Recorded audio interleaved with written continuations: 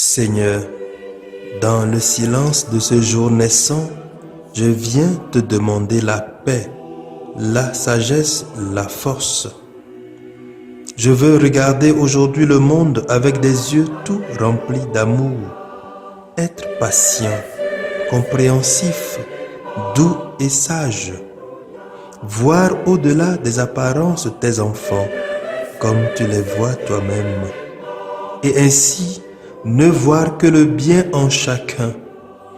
Ferme mes oreilles à toute calomnie, garde ma langue de toute malveillance, que seules les pensées qui bénissent demeurent en mon esprit, que je sois si bienveillant et si joyeux, que tous ceux qui m'approchent sentent ta présence. Revêt-moi de ta beauté, Seigneur, pour qu'au long de ce jour, je te révèle. Amen.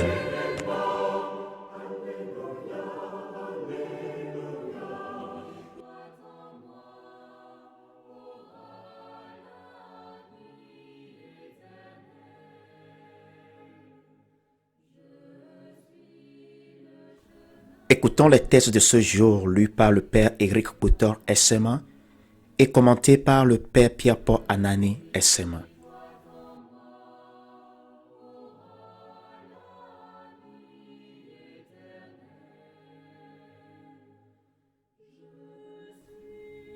Lecture du livre des Actes des Apôtres, chapitre 28, versets 16 à 20, 30 à 31. À notre arrivée à Rome, Paul a reçu l'autorisation d'habiter en ville avec le soldat qui le gardait. 3 jours après, il fit appeler les notables des Juifs. Quand ils arrivèrent, il leur dit, « Frères, moi qui n'ai rien fait contre notre peuple et les coutumes reçues de nos pères, je suis prisonnier depuis Jérusalem, où j'ai été livré aux mains des Romains. Après m'avoir interrogé, ceux-ci voulaient me relâcher, puisque dans mon cas, il n'y avait aucun motif de condamnation à mort. Mais devant l'opposition des Juifs, j'ai été obligé de faire appel à l'empereur, sans vouloir pour autant accuser ma nation.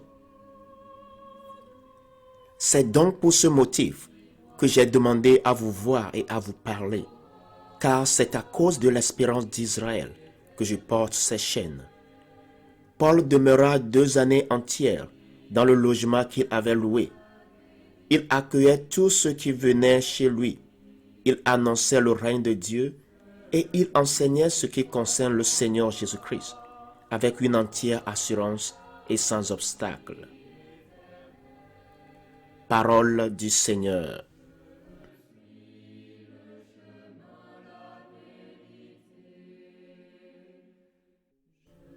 Répétez après moi le répond du psaume 10. Les hommes droits te verront face à face, Seigneur.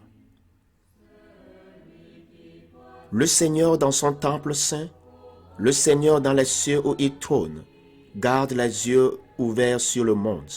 Il voit et scrute les hommes. Les hommes droits te verront face à face, Seigneur. Le Seigneur a scruté le juste et le méchant, l'ami de la violence, il le hait. Vraiment, le Seigneur est juste, il aime toute justice. Les hommes droits le verront face à face. Les hommes droits te verront face à face, Seigneur.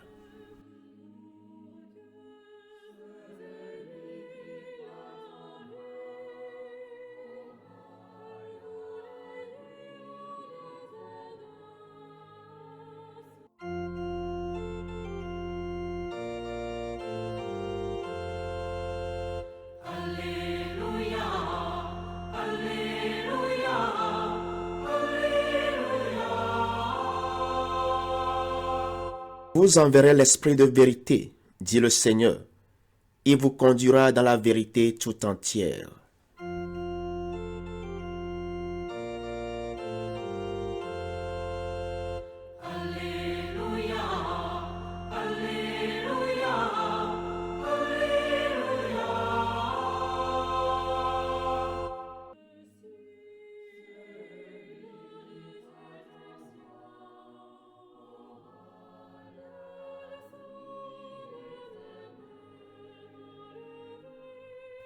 Évangile de Jésus-Christ selon Saint Jean, chapitre 21, versets 20 à 25.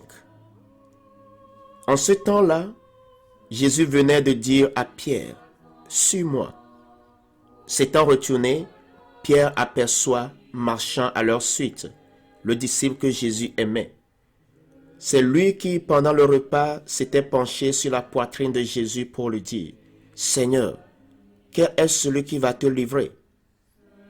Pierre, voyant donc ce disciple, dit à Jésus, « Et lui, Seigneur, que lui arrivera-t-il » Jésus lui répond, « Si je veux qu'il demeure jusqu'à ce que je vienne, que t'importe? Toi, suis-moi. » Le bruit courut donc parmi les frères que ce disciple ne mourrait pas.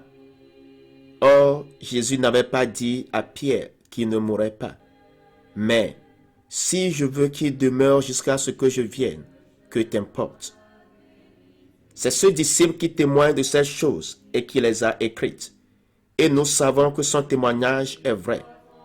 Il y a encore beaucoup d'autres choses que Jésus a faites. Et s'il fallait écrire chacune d'elles, je pense que le monde entier ne suffirait pas pour contenir les livres que l'on écrirait. Acclamons la parole de Dieu.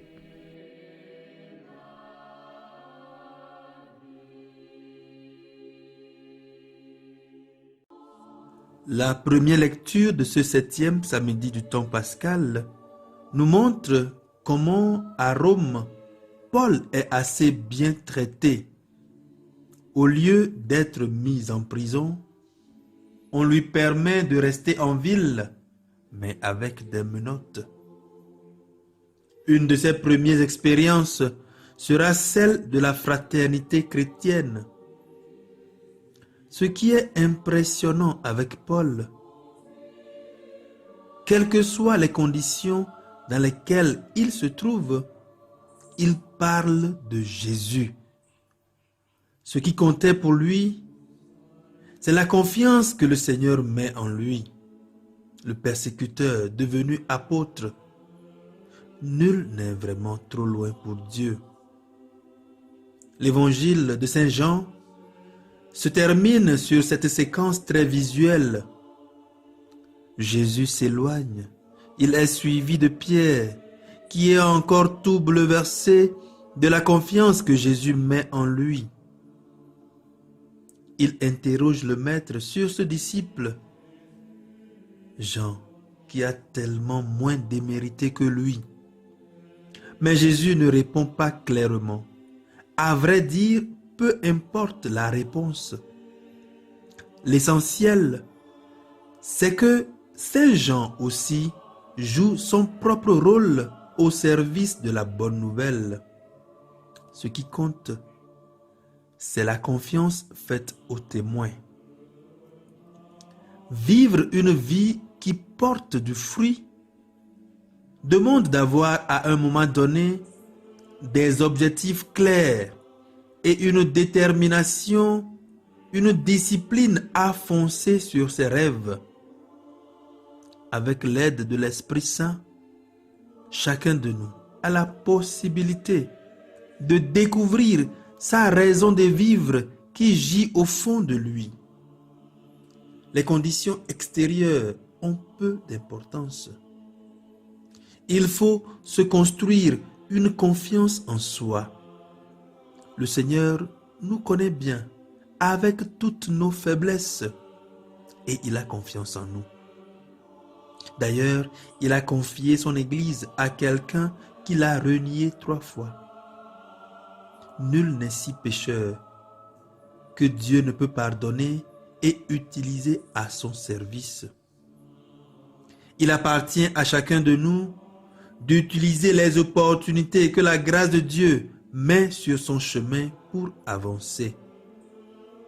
Qu'en cette veille de Pentecôte, Seigneur, j'élargisse mon cœur, mon intelligence, mon imagination. L'Esprit Saint, le doigt de Dieu, est prêt à inscrire sur les tables de nos cœurs sa loi d'amour, afin que nous ne soyons plus lettres mortes du monde, mais témoins audacieux de son royaume. Des pierres vivantes capables de construire une société humaine vivable pour tous. Amen.